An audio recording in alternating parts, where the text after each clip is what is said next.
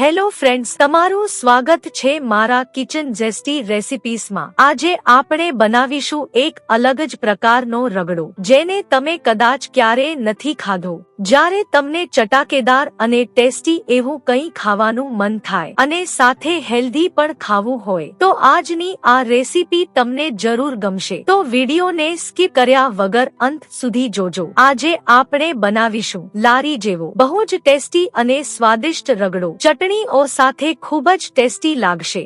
તો શરૂ કરીએ આજની આ સ્પેશિયલ રેસિપી। અહીં મેં 150 ગ્રામ સૂકા મિક્સ કઠોળ લીધા છે રગડા માટે। આ કઠોળને ધોઈને પૂરી રાત માટે પલાળી દેશું। જો સાંજે બનાવવાના હોય તો સવારે પલાળી દેજો, અને જો પલાળવાનું ભૂલી જાઓ તો હલકા ગરમ પાણીમાં 2 થી 3 કલાક માટે પલાળી દેજો। ત્યાં સુધીમાં પણ કઠોળ સરસ રીતે પલળી જશે। હવે આ પલાળેલા કઠોળને કુકરમાં 10 થી 12 સીટી વગાડી બાફી લેશું। જ્યારે કુકર થાય છે ત્યાં સુધીમાં મસાલો તૈયાર કરી લઈએ।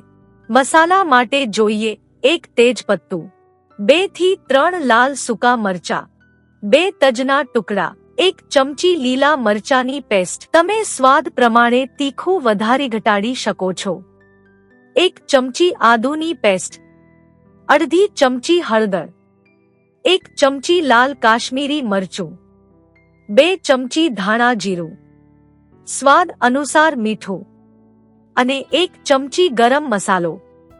હવે ચટણીઓ જોઈ લઈએ।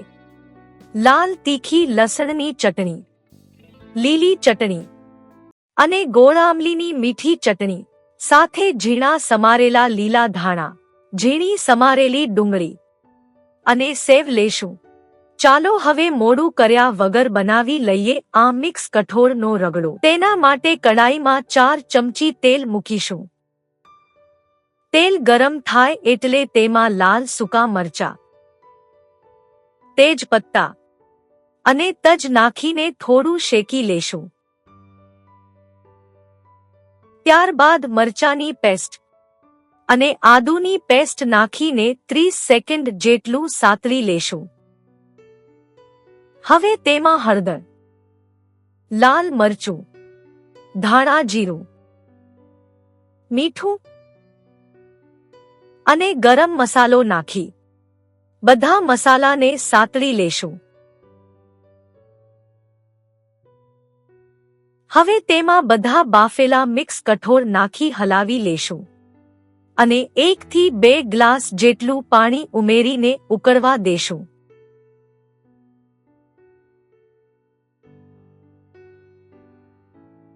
જ્યારે રગડો થોડો ઉકળે ત્યારે મેશરની મદદથી કઠોળને થોડાક મેશ કરી લેશું અને જરૂર મુજબ પાણી ઉમેરી 10 થી 15 મિનિટ સુધી ઉકાળી લેશું।